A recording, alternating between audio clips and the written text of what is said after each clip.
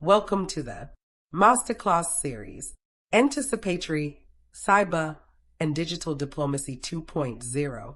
Date 03-04 August 2026. For African diplomats. Courtesy of the Ministry of Foreign Affairs, Nigeria. Ministerial Press Conference. By His Excellency Bosun Tijani, Minister of Communications, Innovation, and Digital Economy. And Abdul-Hakeem Ajijola.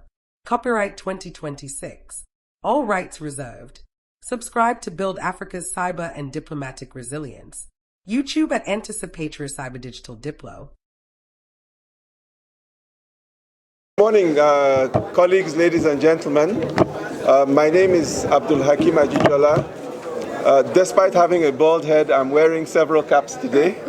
One of them is that my colleagues and I have organized this event, but I am also chairman of the African Union Cybersecurity Experts Group in Addis Ababa. But having said that, let's talk about why we're here today. We're here to talk about anticipatory, cyber, and digital diplomacy. Now, anticipatory diplomacy is looking at the future, what is coming. For example, AI is no longer coming. AI is here. We are looking at quantum computing, and I'm sure the minister will speak better to all of these things. We are also looking at issues around drones. And so there are so many things coming down the pipeline, not just for Nigeria, but for the world. And the questions Nigeria must ask herself are, how do we see and anticipate what is coming? How do we prepare for it? As the minister had mentioned, how do we take advantage of it? And more importantly, I would argue, how do we mitigate the problems that it may bring? So this is the anticipatory part. Now, the cyber diplomacy part is about how the behavior of nation states in cyberspace. When you look around the world today, before you see, for example, a physical war take place, invariably, there has been already a cyber war. Sometimes countries use, the social media to pump up maybe aggression against, for example, fellow Africans. We've seen this. These are not new. So we also have to manage relationships in cyberspace between nations, and that is the cyber diplomacy part. And the third component is the digital diplomacy. And digital diplomacy is about using the platforms, whether it is social media, whether it is messaging platforms, so that we can propagate Nigerian perspectives, Nigerian interests, and basically share our thoughts with the rest of the world. So these are basically what it's about. And just to round up, last year we had the 1.0. And the purpose of 1.0 was to basically focus on creating awareness primarily within the ministry, but also the community at large, especially your good selves. This year, we are trying to build on that so that we now talk about implementation, so that it's a step-by-step thing. So thank you very much. On that note, I will hand over to my Oga at the top, the Honorable Minister, sir. Thank you, City, of course, to appreciate the Ministry of Foreign Affairs, but also the organizers and the sponsor. I can see British High Commission. This is a timely gathering. It's timely. I think all of us can testify to the fact that digital is now a major part of our lives in everything we do, and that's the case for nations as well. So diplomacy in itself, as we've heard in the room, is shifting away from just how big your country is, the size of your economy or defense. It's coming towards digital, and every nation must, of course, be ready and be prepared. So for us to see a Ministry of Foreign Affairs that is already thinking in this direction, particularly through this conference, is something that is heartwarming to me personally as the Minister of Communications and Digital Economy. Nigeria is a serious country when it comes to digital. Many people may not know. We're the only country in the West African region with its own communication satellites, which reaches beyond our country into several other countries. We're the only country in West Africa with the highest number of subsea cable. Subsea cable is what carries almost 99.9% of the internet that you all use. So there are quite a number of countries in the region that relies on our subsea cable for them to be able to access the internet. Nigeria also is now being classified as the data hub for the West African region, which means most of the digital platforms that you use that are owned by large technology companies, the data set on their platform will come to Nigeria first before going into their own data center.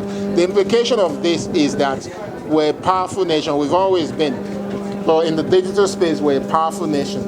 Large companies from countries all over the world have interest in how we organize ourselves, which is part of diplomacy, but also our neighbors are also interested in how we invest in digital technologies, because if we do, they also benefit as well. And this is a significant part that we can only achieve if we bring digital diplomacy to the fore and prioritize this as well. So for me, this is why this event is important.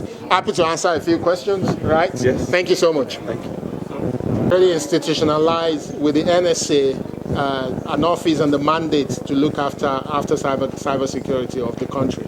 And these they're doing really well. But you know that from NITDA, from GBB, and from NCC, we also have local capabilities to track what is going on in the system. But we're taking this to the next level. If you pay attention to what's in the news, the country is now setting up a Ministerial Advisory Council for Cybersecurity that will bring the private sector together with government and facilitate a process through where we can share intelligence. So the essence of sharing intelligence in cybersecurity is that when companies, they're usually the first point of attack, right? If you want to attack a country, attack the big companies within the country. So we want to ensure that these companies, when they see trends, they can share that trend, trusting that government can take that information and do what is appropriate with it. So this is the first time it's being set up. And we believe that that's going to strengthen our ability to do better. The second thing we're doing, which again is new, is seeing digital infrastructure more from a resilience point of view, right? Which means that if we think about how to protect our digital infrastructure, whether it's subsea cable, is our fiber, is our satellite, we can also then start to move towards knowing when the wrong things are moving within those infrastructure, because again, that's part of cybersecurity. So Nigeria has been playing an active role where we're currently chairing an advisory council at the International Telecommunications Union. Nigeria is the chair for that council. First time it's being done. But beyond that, we're also now mapping dependency within the country so that the country can respond better whenever there's any issue that is a threat to our nation. Thank you. One of the most celebrated AI strategies on the African continent. Just 2-3 weeks ago, a report came out from a Cambridge University group that rated Nigeria #1 in Africa for responsible AI. And this is not something we didn't know anything about it. It came out of the fact that for the last 3 years, Nigeria has been extremely careful around policies that will not only protect the nation from excessive use of AI, but also encourage investment in artificial intelligence in our country.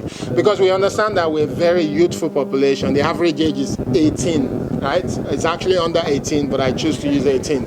And these are young people that are going to grow into a global economy where artificial intelligence is a core part of it. So it is important that governments must invest in AI to ensure that these people are conversant with it and they can participate in the global digital AI economy as well. So beyond that, Nigeria has developed its own large language model. You're talking about sovereignty.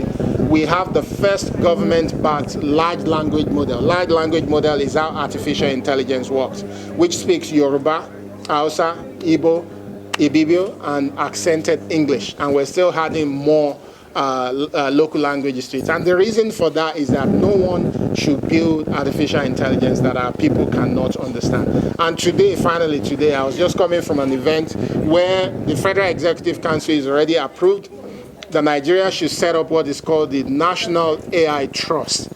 And the last event I came from is the event where the last workshop designing that trust. And the trust is really a body of trustee, about 10 well-respected individuals in this country that will ensure that Nigeria continues to invest in artificial intelligence, but also govern it properly to benefit our country as well. Can I follow up with that? What is Nigeria also? We only said we're going to take 2 Bola Ahmed Tinubu launched a program that is called the 3 Million Technical Talent. The president, when he attained office, said he was going to create 1 million technology jobs. But for us to do that, we realized we need to train more people. So we started the project that is called 3 Million Technical Talent. If you go to any social media platform of your choice, put 3MTT into it. That program today is trained close to 300,000 people in every local government. And this is a program that is meant to last for about 4 to 8 years. Yeah? That's the plan for it. But we've trained up to 300,000 young Nigerians in every local government, every corner of this country. And a lot of those people are already now being placed into job with support from organizations like UNDP and the EU as well. Thank you very much. Thank you, sir. And that's the end of the... Hosted by Federal Ministry of Foreign Affairs, Nigeria. Facilitated by Consultancy Support Services, CS2, Limited. info@consultancys.com. Copyright at 2026. All rights reserved. Subscribe to build Africa's cyber and diplomatic resilience. YouTube at Anticipatory Cyber Digital Diplo.